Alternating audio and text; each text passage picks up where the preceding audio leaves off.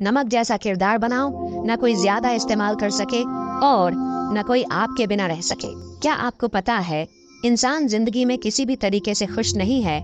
ना मिले तो सब्र नहीं करता और मिल जाए तो कद्र नहीं करता। नमक की तरह कड़वा ज्ञान देने वाला ही सच्चा मित्र होता है। इतिहास गवाह है कि आज तक कभी नमक में कीड़े नहीं पड़े। जिंदगी में कुछ गलत हो जाए तो घबराना मत, क्योंकि दूध फटने पर वही लोग घबराते हैं जिन्हें पनीर बनाना नहीं आता। नमक जैसा किरदार बनाओ, न कोई ज्यादा इस्तेमाल कर सके और न कोई आपके बिना रह सके।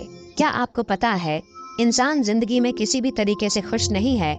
ना मिले तो सब्र नहीं करता और मिल जाए तो कद्र नहीं करता।